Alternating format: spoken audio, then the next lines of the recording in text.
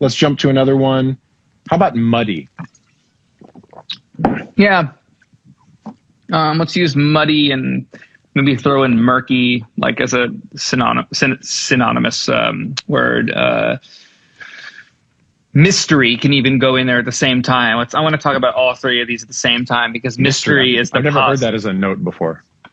That's a Jeff Bhasker term. That when he talks about the muddiness, the positive side of muddy is the mystery that it implies. I see. I learned a lot about low mids mixing for him on projects where like he likes that kind of not so cleaned out low mid that adds mystery, and you don't know what's going on down there. There's a lack of separation. It's intentional muddiness, basically, is the positive side of it. Yeah.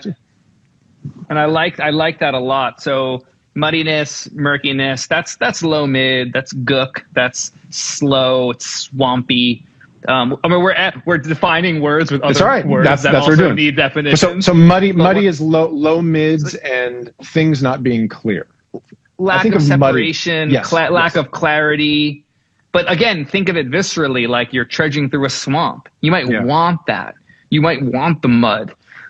You might be in a ballad and there's chains in the background and fucking timpanis and there's just all this low mid musical energy, and you might want some mud, but let's be clear on how much mud we leave in.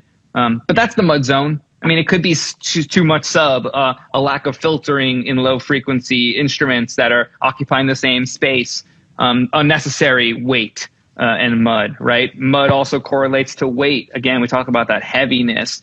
They're all around the same zone of response to the human ear and body.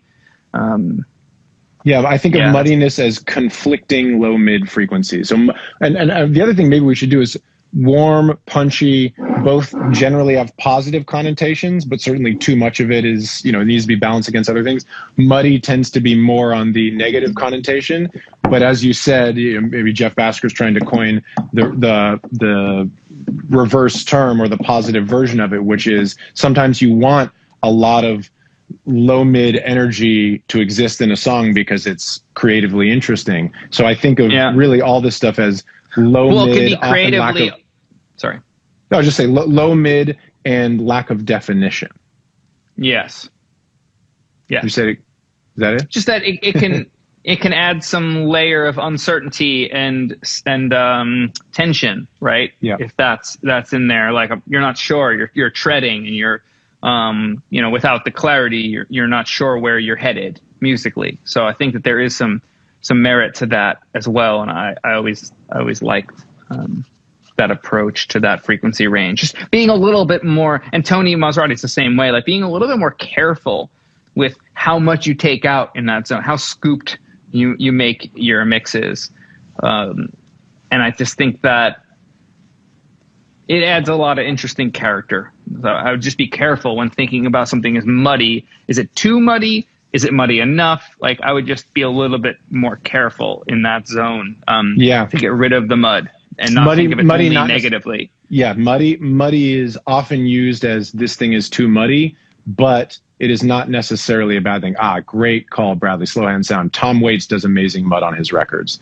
It's a lot of, like you said, chains and timpani, and for him it's probably like a literal oil drum.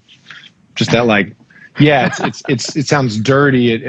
And somebody asked about frequency range. I don't know if it gets up into the 1K range. I'm thinking more like 3 to 500, 3 to 600, 2 to 600, even lower. I still think it goes all the way to low frequencies. I don't know if it's just low mids. To me, muddiness can be all the way down.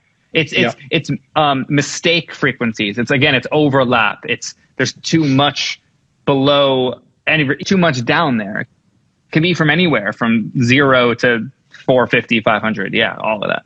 Yeah, but not up as high as like 900, 1K. We're talking more like low end and low mids, lack of clarity, which is sometimes desirable. Muddy. Yep. All right, that's a great one. Thanks for watching.